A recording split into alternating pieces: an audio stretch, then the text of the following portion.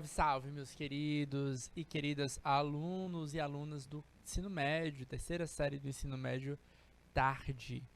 Todos sejam muito bem-vindos, muito bem-vindas a mais uma aula aqui direcionado para vocês da terceira série. Eu sou o professor Assis Walter, tá? Professor de vocês da disciplina Meu Pequeno Mundo, tá? A gente está iniciando mais um semestre letivo, tá? Que bom estar aqui novamente com vocês, certo? Essa disciplina ela continua, é uma disciplina letiva, tá, para vocês. A gente tem encontros, como vocês sabem, nas segundas-feiras, tá, primeiro horário da tarde, tá, e a gente conversa um pouquinho nessa disciplina, dando profundidade aos temas da disciplina ciências, das disciplinas de ciências da natureza, tá, e a gente, claro, né, que profundidade é essa, né?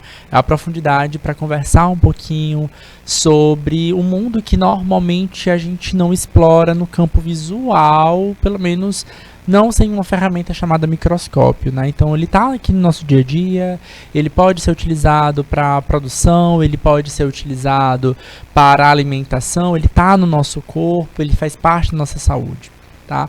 Então esse semestre a gente vai conversar um pouco mais sobre esse mundo que a gente não consegue ver tão bem, tá? A gente vai conversar nesse semestre sobre estruturas corporais do corpo humano. A gente vai poder aproveitar o nosso espaço para conversar com outros profissionais, como a gente já fez no primeiro semestre. E sim, a gente vai poder dar um zoom ainda mais no nosso microscópio. Tudo bom? A gente vai dar um zoom ainda maior no aspecto, porque a gente vai utilizar outros microscópios, né? No primeiro semestre a gente apresentou para vocês o microscópio de luz, essencialmente, explicou para vocês um pouquinho sobre os princípios da física que regem, né, as lentes, né, que fazem com que uma imagem possa ser ampliada. Só que a gente viu que no microscópio de luz existem limitações, tá? Então a gente pode aumentar uma imagem até 1000 vezes, tá? Porém, tem organismos vivos ainda menores, né? Então a gente vai conhecer outros microscópios, chamados microscópios eletrônicos, que permitem a gente fazer aumentos um pouco maiores do que isso. Tá? Sim, a Érica já olhou assim, opa, tô vendo aqui um conteúdo. Bom, como na aula de hoje, na verdade, na aula do dia de hoje inteiro, não só da minha aula, mas das diversas disciplinas que vocês forem ver hoje, serão conteúdos de revisão, tá? Então esse conteúdo a gente já conversou com vocês, mas para dar aquele gásinho, para que vocês possam retomar com gás, para a gente dar continuidade na próxima semana, tá? Na aula de hoje a gente vai revisar um pouquinho com vocês sobre células e tecidos. Olha só, tá na tela para vocês, tá? Então conteúdo da aula de hoje, tá na tela para eles? Vamos nós? Células e tecidos. Deixa eu dar um oi especial também para a cidade de Canavieira, que está aqui acompanhando nossa aula, queridos, sejam muito bem-vindos, tá? Pessoal também aqui, a Érica Fernanda acompanhando pelo YouTube, a Pantera também está acompanhando a nossa aula pelo chat do YouTube. De preferência, coloca o nome pessoal de vocês, tá? Para facilitar um pouquinho no nosso diálogo. Beleza? Bora lá, vamos nós, ó. Conteúdo da aula de hoje, células e tecidos. Atenção, é revisão, tá? Bom, como vocês já sabem, tá? Célula, tá? É a nossa, o que a gente chama de unidade básica da vida, tá? Então, toda célula é uma unidade básica da vida.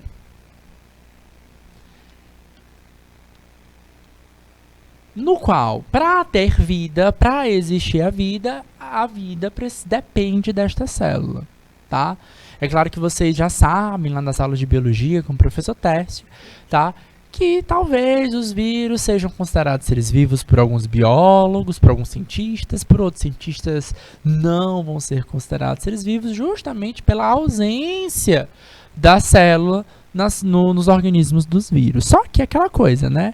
É vivo, não é vivo? Ninguém sabe dizer ao certo, com precisão, Mas sendo ou não sendo vivo, o vírus depende obrigatoriamente de uma célula, tá?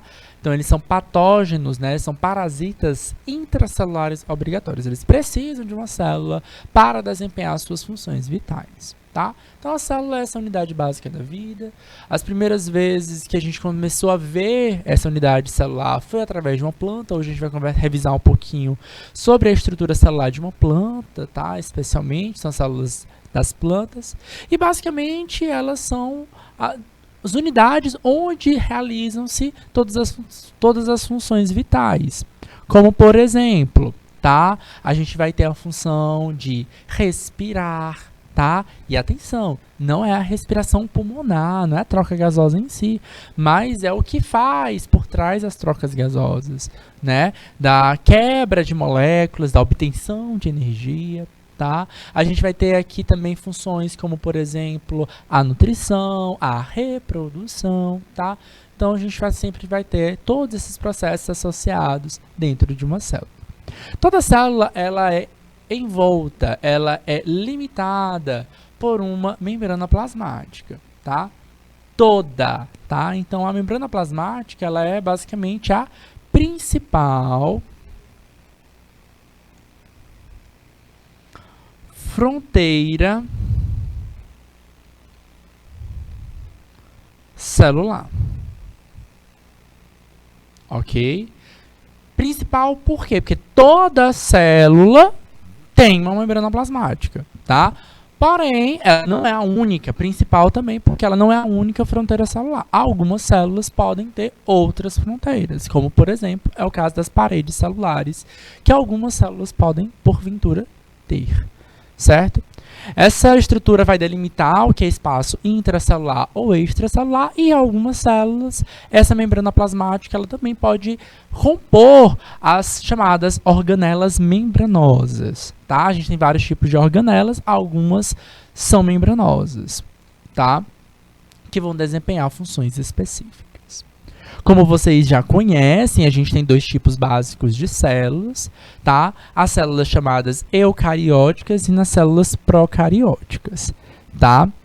E show, Érica, show de bola. A gente vai já chegar no tecido, tá? Tô vendo já o comentário da Érica aqui arrasando, tá? Então, o que é isso aqui que a gente tem? A gente tem os tipos celulares principais, tá?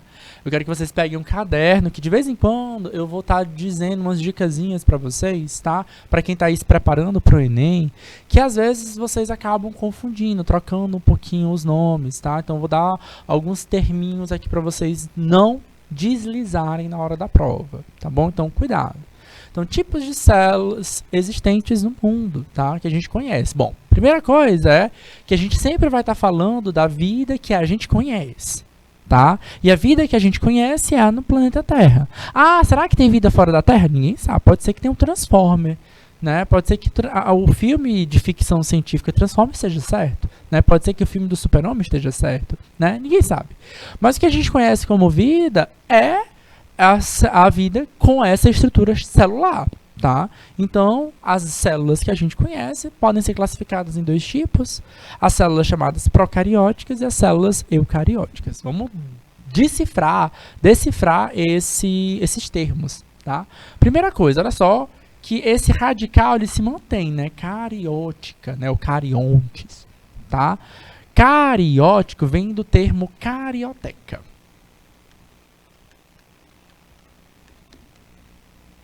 Certo? E o que seria a carioteca, professor? A carioteca, gente, nada mais é do que um envoltório nuclear, certo? Ela é uma membrana. Então, ela é um envoltório nuclear. Certo? Então, ela envolve o que a gente considera núcleo. Então, o núcleo é basicamente a carioteca e o material genético que está ali dentro, tá? Então, a gente vai ter dois tipos de células que vão ser marcadas principalmente por essa diferença. Uma que vai ter a carioteca e a outra que não vai ter a carioteca, tá? As procarióticas, ó, pró, normalmente na biologia, é um prefixo para dizer primeiro. tá? Então, normalmente a gente vai dizer assim, são os primeiros organismos, as primeiras células que surgiram, provavelmente eram organismos procarióticos, que não tinham, aí sim, esses organismos não têm carioteca. Ok? Beleza? É uma classificação. Lembrando que essa classificação ela é mais antiga do que a atual classificação dos organismos biológicos. Hoje a gente classifica utilizando princípios da filogenética, da evolução, das bases moleculares, tá? Mas a gente algumas coisas meio que a gente mantém ainda principalmente como denominação. A classificação aqui basicamente procariótica e eucariótica é uma classificação morfológica. E eu, professor, esse eu aqui, ó, normalmente é um prefixo para dizer verdadeiro, tá? Ou seja, verdadeiro em que sentido? No sentido de existir a carioteca. Verdadeiro. Ou seja, em outras palavras, elas têm a carioteca.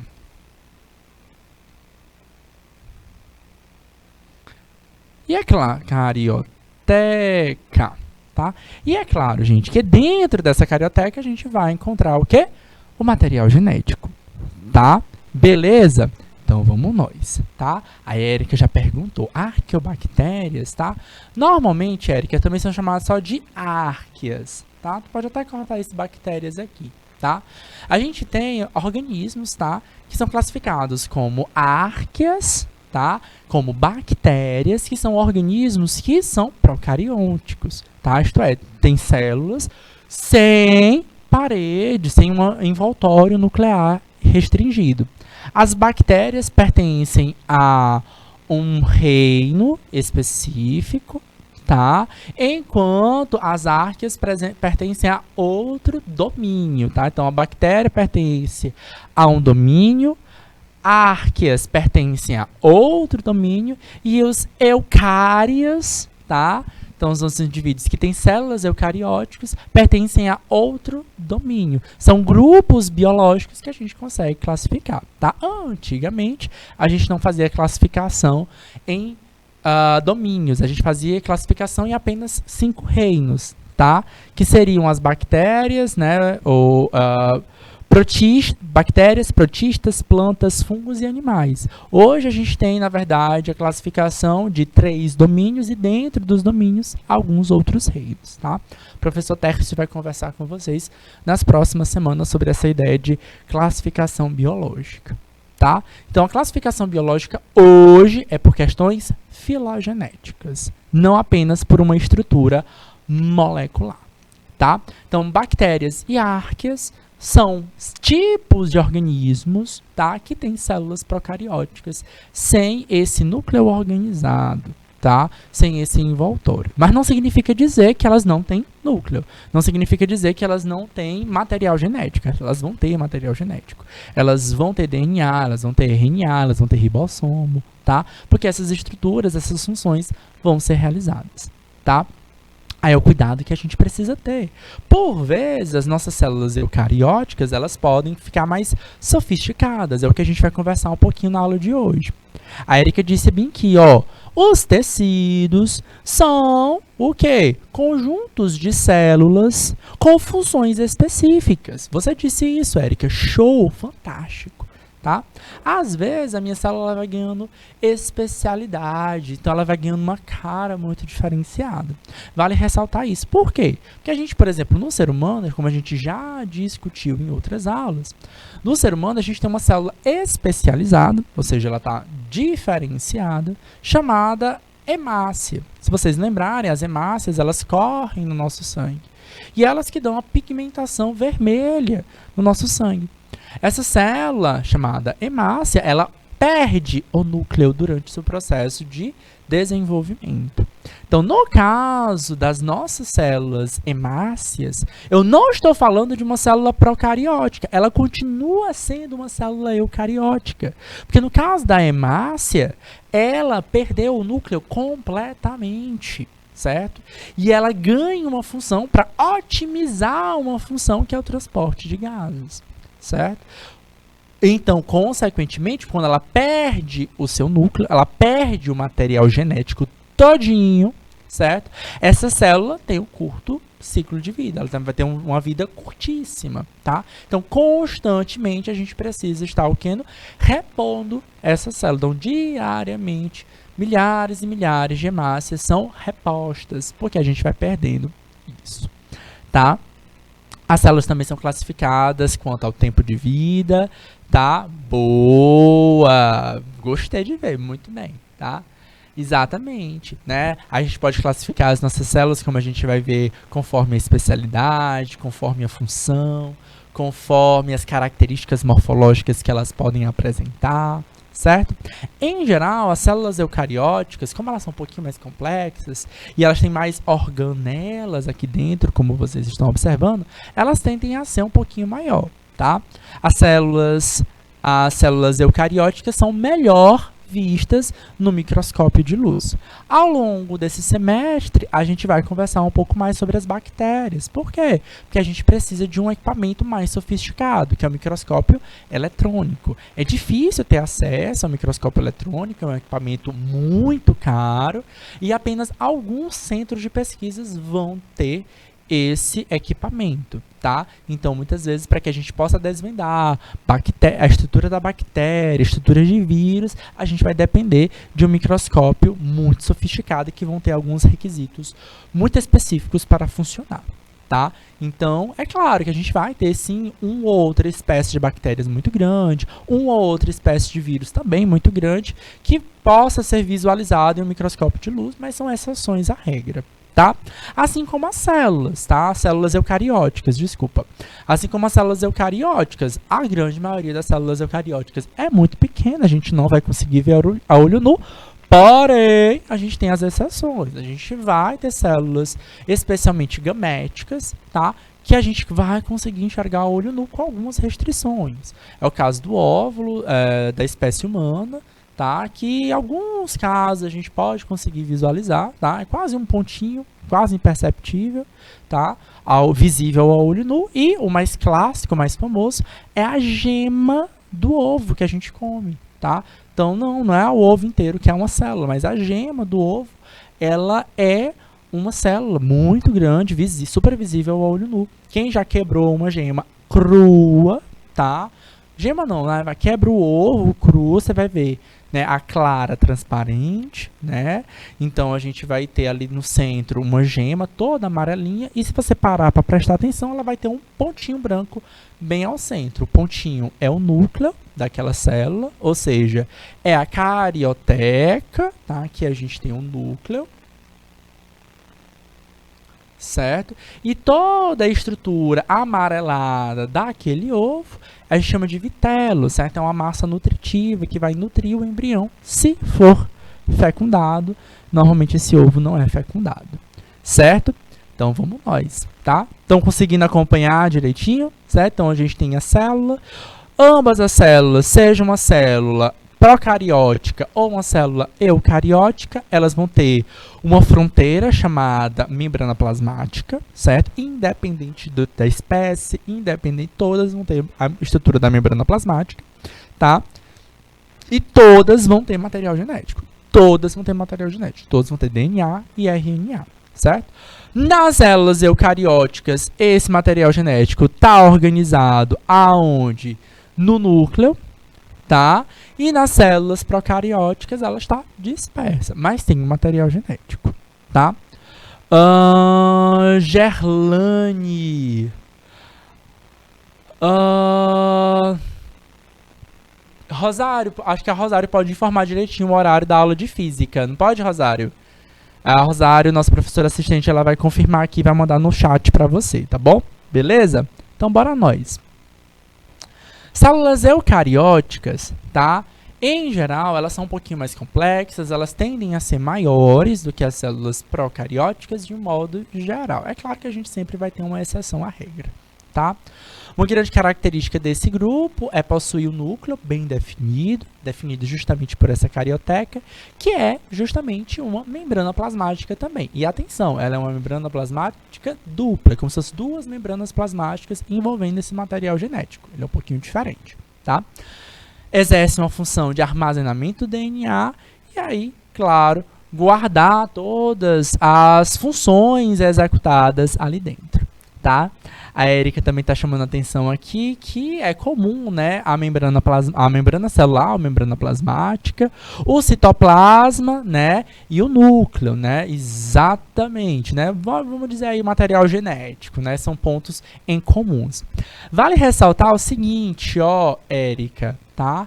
O que a célula procariótica não tem? Organela membranosa, tá? Por que eu estou chamando a atenção? Porque normalmente quando vocês estão estudando, vocês memorizam assim. Ah, a organela tal tem função isso, a organela tal tem a função aquilo. Aí vocês memorizam, por exemplo, que o ribossomo é uma organela que tem a função de quê? De fazer a tradução, né? E tá certo. Aí você vai dizer, ah, mas na célula procariótica não tem organela. Qual o cuidado que eu estou chamando a atenção? O ribossomo, ele é uma organela, mas ele não é uma organela membranosa, tá? Então, ele vai estar presente, sim, na célula procariótica, tá? Ele é um aglomerado proteico, né? Na verdade, ele vai ter RNA, né? O RNA ribossômico e um pouquinho de proteína, dando a configuração de uma estrutura, né, tridimensional que vai permitir realizar a tradução do RNA mensageiro, tá? É o ribossomo que traduz o material genético para o código de proteínas, tá? Então, isso precisa estar presente em qualquer célula também. Nas células vegetais, hoje a gente vai focar um pouquinho nas células vegetais para que a gente possa ter uma visão um pouco melhor de como é que funciona uma célula e até como é que funciona a visualização microscópica disso, tá? A gente vai ganhar algumas estruturas importantes. Como eu disse, célula tem o quê? Parede celular. Parede celular, qual é a função? Fronteira, tá? A parede celular, não, desculpa, a membrana plasmática, tá? A membrana plasmática em si, ela tem uma estrutura muito específica, tá? Como assim, professor? A estrutura da membrana plasmática, ela é uma estrutura chamada de bicamada fosfolipídica, tá? Como assim, bicamada de fosfolipídios, tá? Deixa eu voltar aqui. Opa! Eu acho que eu passei a parte da membrana bicamada de fosfolipídica. Pronto, ó. A estrutura da membrana plasmática, ela é uma estrutura chamada de bicamada, tá? Bicamada porque tem duas camadinhas, tá? A membrana plasmática comum, tá? De fosfolipídios, tá? Esse termo aqui ajuda muito a gente a fazer uma leitura, tá? Como assim, professor? Vamos nós, tá? Fosfo, tá? Opa, é um agrupamento, tá? Fosfo é um agrupamento de que? Fosfato.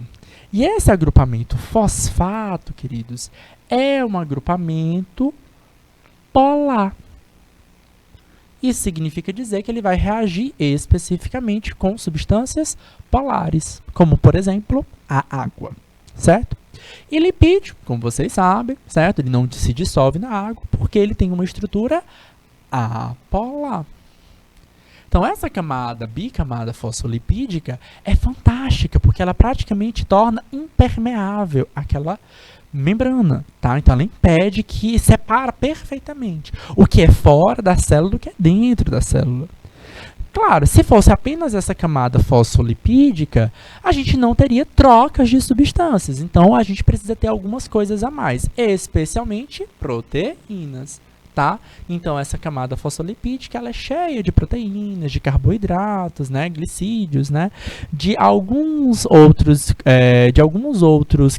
lipídios, né, como colesteróis, que auxiliam naquele processo da gente denominar essa membrana de mosaico fluido. Toda célula é assim? Sim, toda célula é assim. É claro que as proteínas que vão existir, né, os glicídios que vão existir, vai mudar de célula para célula, de espécie para espécie, de especialidade da célula para especialidade da célula, tá? Mas o bicamada fosfolipídica, ela é comum para todas as células.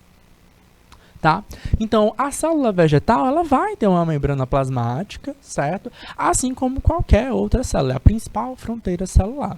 Mas as células vegetais, elas ganham uma fronteira a mais, certo?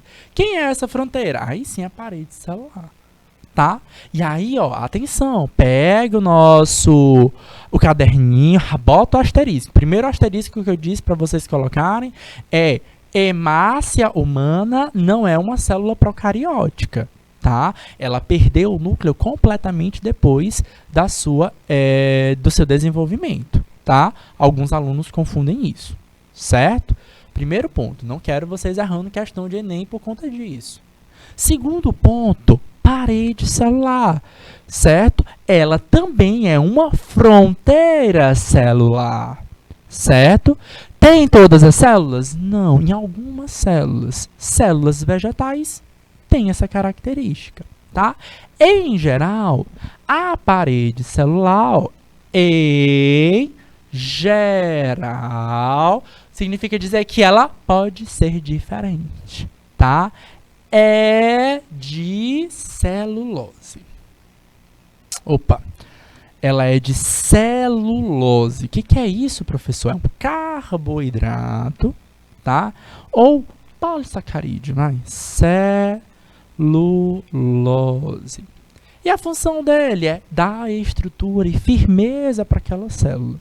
O que acontece? Normalmente, quando a gente faz esse esquema aqui, a gente bota uma parede celular verde. O que todo mundo começa a achar? Tá? Que a parede verde é porque a parede celular faz fotossíntese. Não.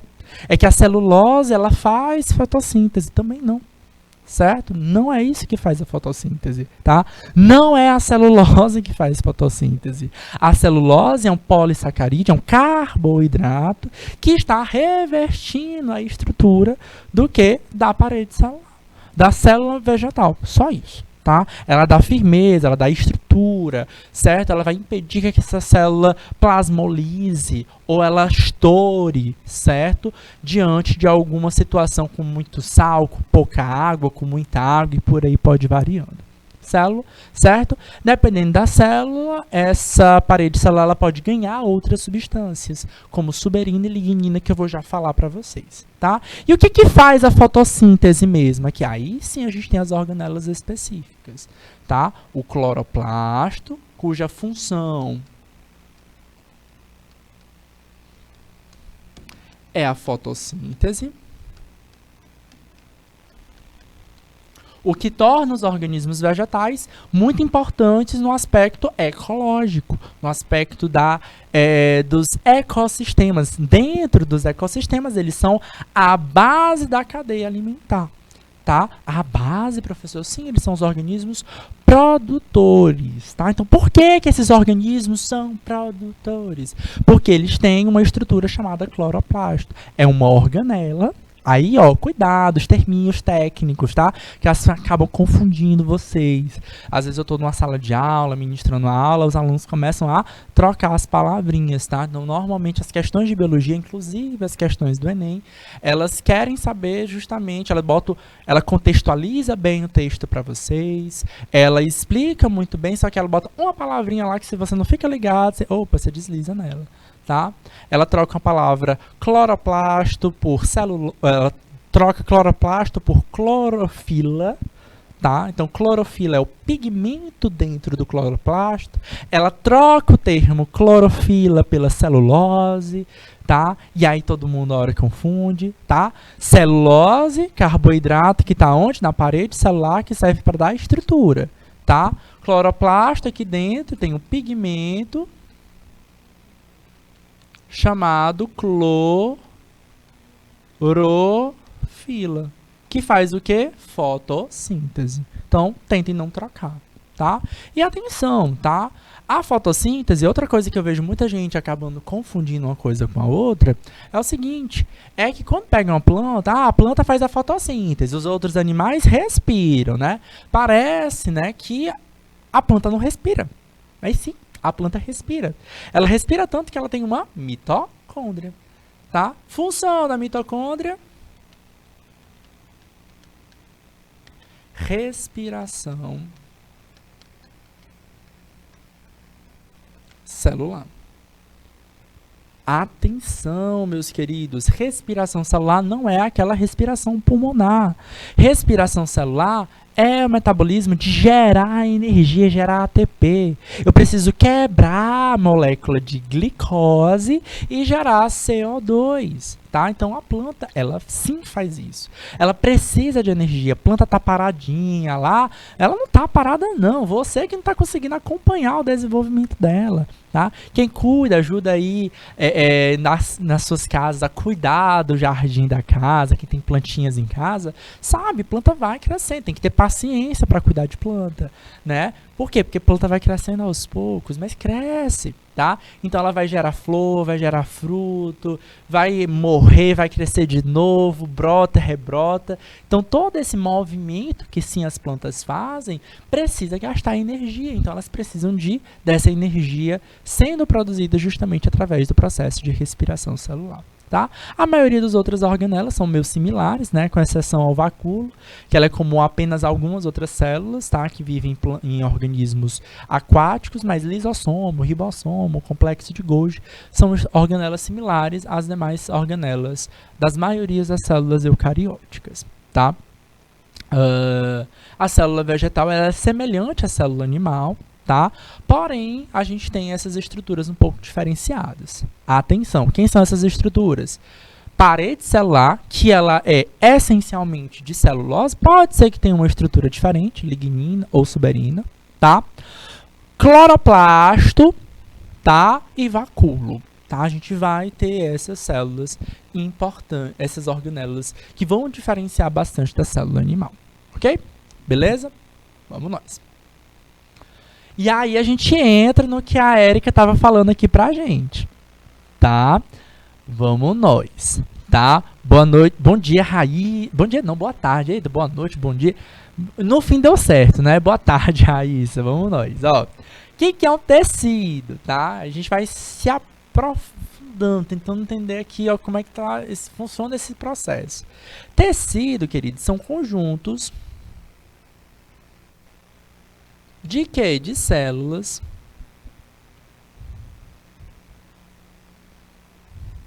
com função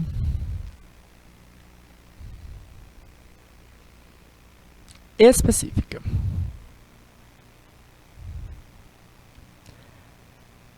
Olha só. Todos os organismos vivos têm tecidos? Não. Apenas organismos pluricelulares. Todo organismo pluricelular tem tecido? Também não, tá? Inclusive, durante muito tempo, tá? Até a gente surgir aí as bases filogenéticas, a gente classificava, a gente separava o grupo das algas, das plantas, nesse aspecto. As algas não formavam tecidos verdadeiros e as plantas formavam tecidos verdadeiros. Olha só, tá? Vocês sabiam dessa diferença, tá? Até hoje a gente mantém essa classificação, pelo menos a fins didáticos, mas é importante ressaltar que o que diferencia um grupo da outro são as bases da filogenética, da evolução. É a relação da origem evolutiva e as bases moleculares, tá? Então, hoje, a classificação biológica, eu repito, como é que classifica os seres vivos? Através da filogenia, tá? Origem, evolução e base molecular, tá?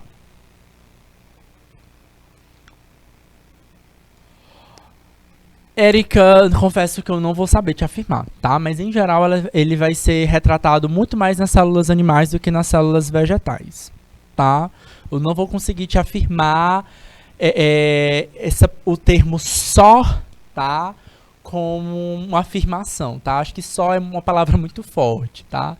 Aqui a gente também tem, né? A gente tem que lembrar que a gente tem células procarióticas, a gente tem tem as células procarióticas em si, a gente vai ter as células dos fungos também, tá? Que também tem parede celular, mas em geral são as células que não vão ter essa parede celular, tá? Então, em geral eles aparecem nas células que não têm parede celular, mas, tá? Sempre vai ter uma exceção. Beleza? Então vamos nós. Voltando aqui pra gente. Tecidos são conjuntos de células com funções específicas. Eu vou botar de cores diferentes aqui, só pra gente conseguir fazer uma retratação.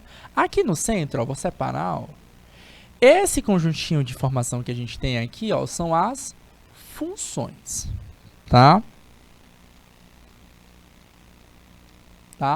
Então, as funções que as células vegetais podem assumir nas plantas. Por exemplo, revestir, sustentar, conduzir, tá? Reservar, por exemplo. Vamos botar aqui separado os parênquimas, porque os parênquimas têm muitas células, tá? Parênquima por si só ele é um tecido à parte, tá? Mas a gente pode ter classificações específicas para esses parênquimas, como eu vou falar aqui para vocês mais adiante. Então, esses três principais tipos de tecidos que a gente vai ter, tá? Aliás, esses tipos não. Esses três tipos de função, tá? Revestimento, sustentação, condução. Mas pode ter outras? Pode ter uma função de reserva, por exemplo, tá? Uma função específica para fotossíntese, sim, a gente pode ter, tá? São outros tecidos específicos, tá? Revestimento, e outro detalhe que eu quero chamar a atenção para vocês, são as colorações que eu acabei colocando aqui para vocês, tá? Em verde, tá? São células vivas. Ou seja, tem membrana plasmática, tem núcleo, complexo de Golgi, cloroplasto e assim por diante, tá? Em laranjinha aqui, ó, não são células vivas. Então, basicamente é o quê? Parede celular.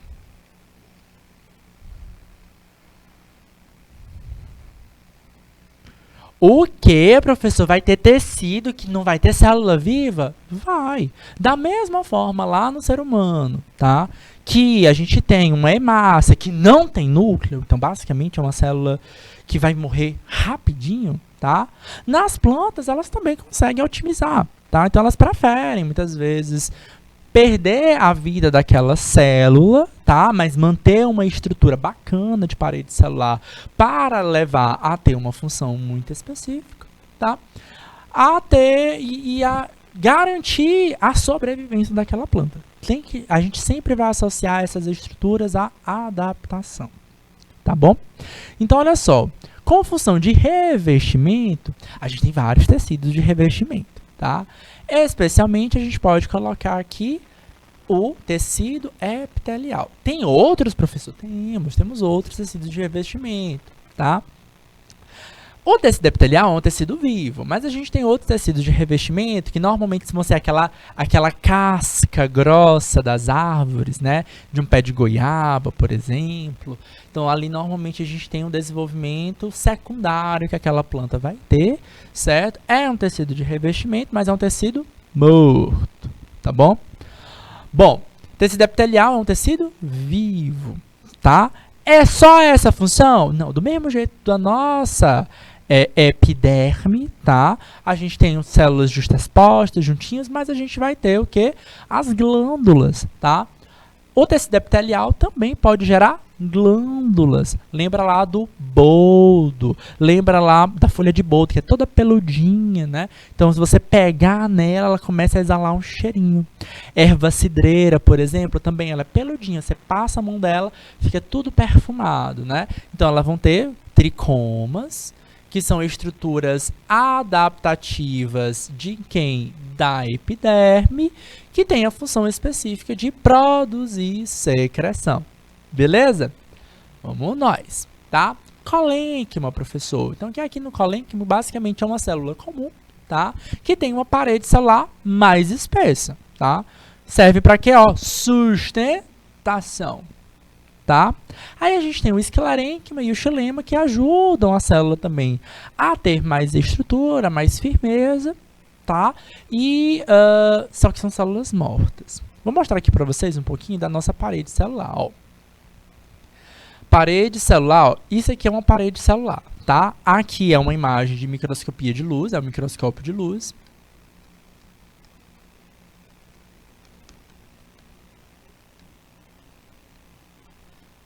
Certo? E basicamente o que, que a gente vai ter, ó?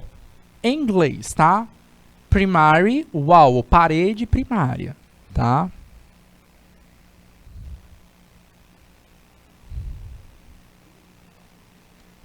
Essa parede primária, ela é sempre, a parede primária é sempre celulose. Ok? E as demais paredes, então, à medida que essa planta vai crescendo, que esse tecido vai se desenvolvendo, vão ganhando depósitos de outras paredes. S, tá vendo? S de quê? De parede secundária, tá? Aí a parede secundária pode ser de outras coisas, tá? Ela pode ser de lignina e suberina, ok? São compostos diferentes, distintos. A lignina é um lipídio, celulose é um carboidrato, tá? E o que está acontecendo? Olha só, à medida que vai crescendo, que vai desenvolvendo essa parede celular, o que está acontecendo aqui? Ó, dá para ver até as linhazinhas de deposição de parede, tá? Então, essas várias linhazinhas mostram que essa parede vai crescendo, vai crescendo, vai crescendo, vai crescendo. E ó, o que vai acontecendo? A luz celular, gente, ali dentro, onde teria núcleo, as várias organelas, vai ficando cada vez mais estreito até essa célula morrer. Sim, ela vem a morrer. Essa célula aqui, especialmente, é uma fibra de esclerênquima.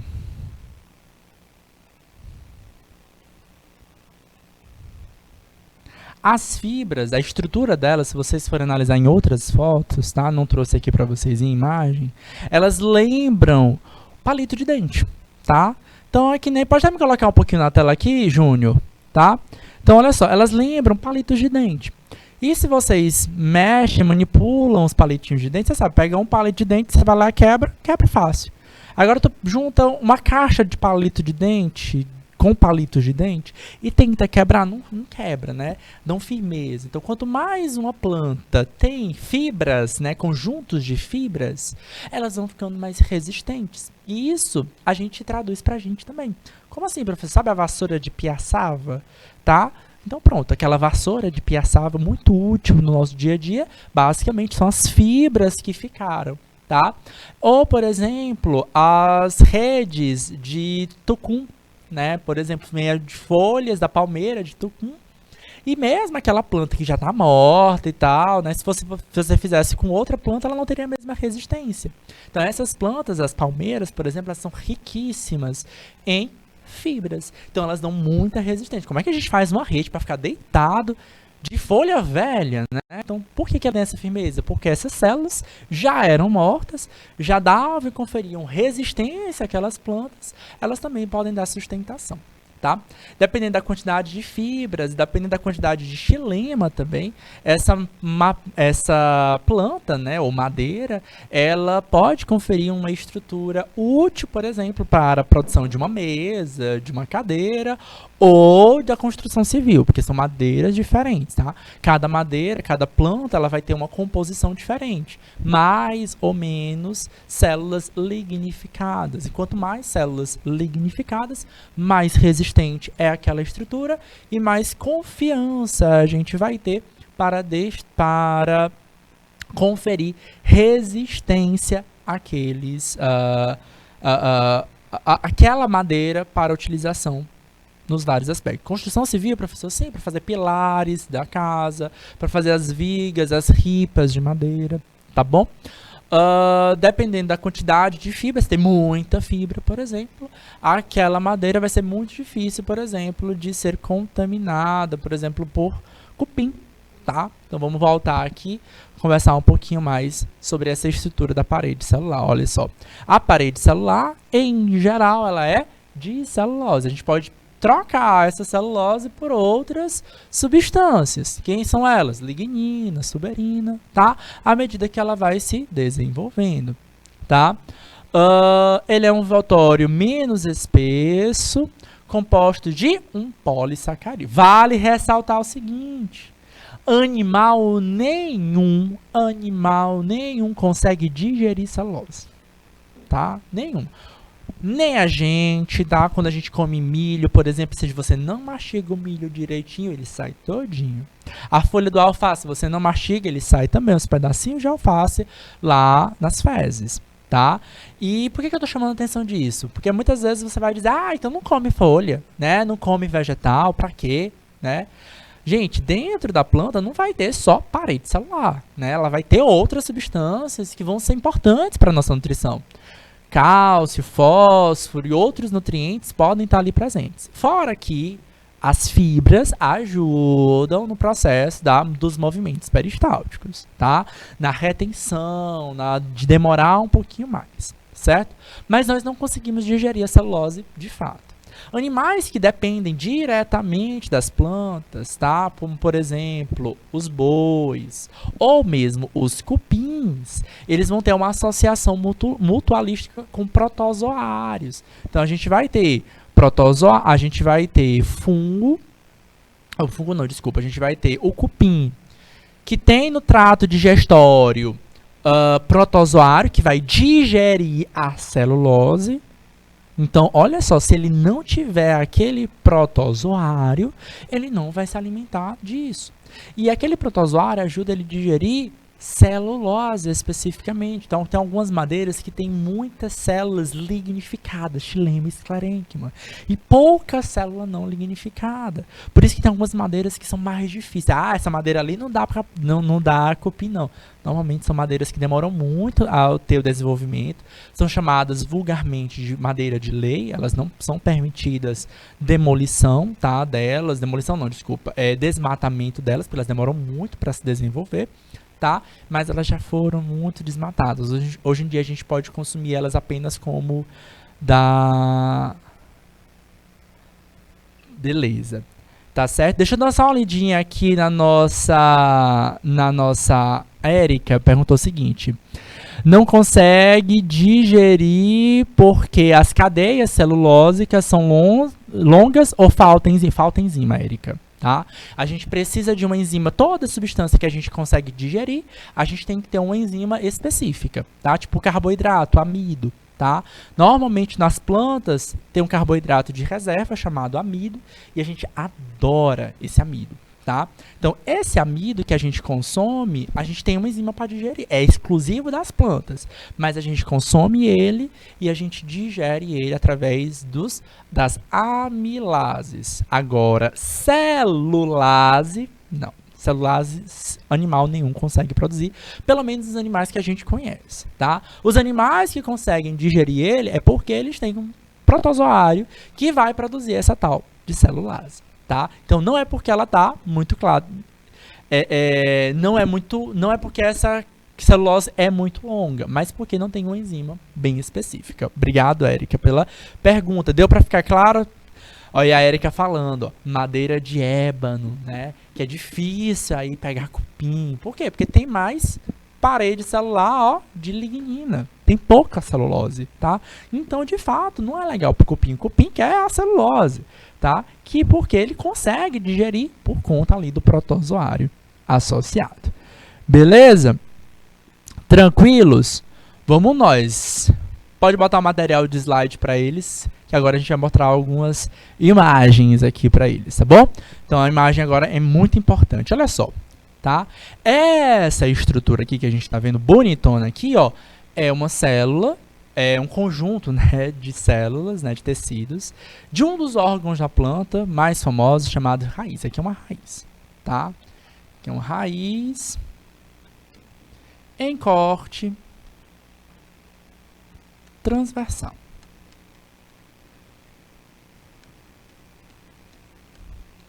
Tá? Então, Nessa imagem aqui mostra, ó, essa raiz compridinha aqui, a gente cortou ela, ó, na transversal. Então, a gente meio que vê ela de forma cilíndrica, tá? Então, atenção, vamos lá aos poucos, as partes, tá? Tecido, o que é um tecido? É um conjunto de células com função específica. Depois disso, maior, vem os órgãos. Então, órgãos é o quê? Vários tecidos juntos, desempenhando uma função. Nas plantas tem órgãos? Temos vários órgãos. Tá? A gente, nas plantas, podemos classificar em basicamente 2 tipos de órgãos. Os órgãos vegetativos, aqueles que realizam as funções básicas da planta para ela sobreviver. Tá? Por exemplo, fazer fotossíntese, absorver água e nutrientes, fixar a planta no substrato. Tá? São os órgãos. Tá? E a gente tem os órgãos reprodutivos, que auxiliam a planta na reprodução. Ah, professor, a flor e o fruto? Se a planta gera flor e fruto, a flor e fruto são órgãos reprodutivos, mas nem toda planta faz flor e fruto, tá? Samambaia, por exemplo, não dá flor e fruto, tá? Então aqui, ó, nesse caso, os 3 principais órgãos vegetativos que a gente tem é a raiz, o caule e a folha, tá? Normalmente a raiz está debaixo da terra. O caule dá aquela sustentação e as folhas normalmente são laminadas, tá? Para poder fazer a fotossíntese. É sempre assim? Não. Cebola, por exemplo, sabe a cebolinha? Cebolinha não, a cebola mesmo, tá? Ela é uma folha, tá? É um conjunto de folhas, na verdade, que está debaixo da terra, tá? Bananeira, alguém já viu bananeira? Tá? Cadê o caule da bananeira? Ah, professor, tá Não. O caule da bananeira ele é subterrâneo. Tá? E as raízes, tem raiz que fica para lá de fora também. Então, dependendo da planta, isso pode modificar. Mas, anatomicamente, elas vão ter umas estruturas um pouco parecidas. Toda raiz tem uma estrutura relativamente parecida, certo? Relativamente parecida a essa estrutura que vocês estão vendo bem aqui. Atenção, estruturas em crescimento primário, tá? Então, lá fora a gente vai ter uma epiderme, no centro a gente vai ter o que a gente chama de córtex, e no centro a gente vai ter o cilindro central, onde a gente vai encontrar quem? Os tecidos condutores. Olha só as cores que a gente está vendo aqui. Basicamente, o que vocês estão vendo aqui, queridos, são paredes celulares. Vocês não estão vendo a célula inteira, tá? Basicamente, vocês estão vendo as paredes celulares das células. Tá?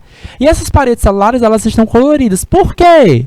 Porque, em geral, como a gente conhece a parede celular das plantas e a estrutura molecular delas, o que a gente faz? Os pesquisadores de plantas, eles vão utilizar corantes específicos. Então, a gente corta a plantinha e a gente coloca, submete a ela a um corante específico. Um corante, né? O que está de azul, tudo que está de azul aí foi colorido artificialmente, tá? E aí, o que vai colorir? Eu coloquei um corante, né? Essa imagem não é minha, tá? Mas a pessoa que foi utilizar colocou um corante, tá? E aí esse corante vai colorir de azul as paredes celulares que tem celulose. Todas estão de azul? Aí você vai falar, não, professor, lá por fora, na epiderme, tem umas células meio rosinhas. No centro tem um conjunto de células laranja. Tem umas células bem grandonas ali, rosa, tá? Essas aí são células que têm lignina. Laranja é suberina, tá? Então, isso ajuda a gente a identificar a composição da parede celular, tá? Vou passar aqui um pouquinho adiante para mostrar para vocês um pouco mais. Aqui, ó, só no centro a gente tem o cilindro central, tá? Então, de laranja ou de rosa, né, bem ao centro, nós temos o que a gente chama de xilema. Xilema, basicamente, ele é um tecido condutor de água e sais minerais. Então, conduz água e sais minerais. Vocês podem encontrar na literatura, nas leituras de vocês, seiva bruta, tá? E essas células aqui, ó, se vocês derem um zoom bem grande, vocês vão ver aqui o que chama de floema. É um tecido também que vai conduzir Seiva elaborada. Como assim, professor? O que é uma seiva elaborada? São os frutos dos metabólitos da planta. Por exemplo, a planta fez fotossíntese na folha, lá no topo, né? Ela fez fotossíntese aqui, ó. Mas a raiz, lá na ponta, ela está crescendo, ela está absorvendo água e sais minerais, ela precisa de energia. Então, a glicose que é produzida na fotossíntese da planta, ela precisa ser transportada para a raiz, lá para a raiz, onde não é realizado fotossíntese. Tá? Então, o floema ele é esse tecido que vai conduzir os produtos do metabolismo da planta. Tá? Eu quero que vocês prestem atenção que essas células elas mudam o tamanho, o formato delas. Observa que o xilema ela tem uma parede celular bem espessa comparada às outras células. Tá? Então a gente tem células de todos os tamanhos. Essas células bem aqui ó, de fora, tá? Do córtex, tá? São células parênquima. São células parenquimáticas, especialmente para células de reserva. Se vocês prestarem atenção, tem várias bolotinhas aqui, ó. Essas várias bolotinhas são amido. Amido é a substância de reserva, é o carboidrato de reserva das plantas, tá? A gente consegue digerir amido, tá? É muito comum nas raízes elas terem amido ou proteínas nas raízes para reservar. Então, por exemplo, a gente come cenoura, beterraba, né? Que são raízes típicas, a gente está comendo também muitos carboidratos. Batata doce, né? Batata doce é uma raiz. Cuidado, batata inglesa parece que é raiz, mas não é raiz, é caule, tá? E ela também reserva muito amido, tá? Só a composição, Érica, basicamente a lignina ela é um lipídio básico, a suberina ela é um composto um pouquinho mais complexo, tá? Pode ser de carboidrato, tá? Mas, dependendo da célula, ela vai estar em um local, em alguns tipos de celulares ou em outros, tá? Em geral, a suberina ela vai estar nessa estrutura chamada endoderme, tá? Que ela vai forçar com que a água não passe. Eu vou mostrar aqui para vocês essa imagem, ó. Isso aqui é uma raiz, tá? Essa imagem aqui é uma raiz. Você vai entender que essa raiz ela está no solo, tá? Então, fora da epiderme, tá? A gente tem um solo cheio de água, tá? Observa que entre cada círculozinho que vocês estão observando é uma célula diferente, tá? Observa que esses círculos, vou dar um zoom aqui, ó. Entre esses círculos, o que a gente tem? A gente tem espaço entre esses círculos, tá? Então, a água ela pode passar entre uma célula e outra, tá? A suberina, ela vai estar em células muito específicas para forçar, para meio que obrigar a água que está passando passar sempre por dentro da célula e não por fora da célula. Por que é importante isso? Porque na célula a gente tem a membrana plasmática. E como eu disse para vocês lá no comecinho da aula, toda a membrana plasmática ela é extremamente seletiva. Tá? Ela seria 100% impermeável se não fosse algumas proteínas. Então, a água que vai passar, ela vai poder selecionar. Por isso que tem algumas raízes que apodrecem, porque às vezes o solo, o ambiente, ele é extremamente contaminado. Tá? Então, a suberina ela vai estar com uma deposição diferenciada. Então, basicamente, é o tipo de composto, tá? Que vai ser acrescido na parede celular de algumas células específicas, que é o caso da endoderme. Tá? Bom, o nosso tempo está bem limitado, eu vou botar só mais algumas imagens só para mostrar para vocês, tá? Então, elas ficam coloridas aqui artificialmente, tá? Então, a gente vai ter aqui ó, o xilema e o floema. Observa ó, que o xilema são células bem grandes, tá? Xilema. E, basicamente, eles vão formar um canudo, tá? Então, vai ter uma célula de xilema aqui, aí vai ter outra célula de xilema aqui, vai ter outra célula de xilema aqui. Então, eles meio que se juntam, formando um grande canudo. É assim que as plantas bem altas, com 5, 6, 10, 30 metros de altura, conseguem conduzir, certo? A água lá do solo até o topo. E aí, ó, só pra gente fechar, tem que associar a química, lá o professor de química, a professora Érica, é a professora de vocês, professora de química, não sei. Ela vai dizer, ó, A água, ela tem uma força entre as moléculas, uma força de coesão e tensão entre as moléculas, tá? É o que faz com que as moléculas não se desgrudem uma das outras. E aí as plantas, elas utilizam essa estratégia. A folha faz uma pressão, tá? Negativa, quando ela evapora, ela transpira a água, e a água ela vai sendo sugada da raiz até as folhas. Beleza, queridos? É o Alcides. Pronto, tá bom. Queridos, foi um prazer estar aqui com vocês, revisando um pouquinho sobre esses conceitos. Na próxima semana vai ter conteúdo novo, tá? E aí a gente vai poder abordar outros temas. Já vou antecipar para vocês que a gente vai falar um pouquinho sobre o corpo humano, tá? Na próxima semana, tá bom, queridos? Eu aguardo vocês na próxima segunda-feira. Um grande beijo, um grande abraço e até mais. Tchau, tchau.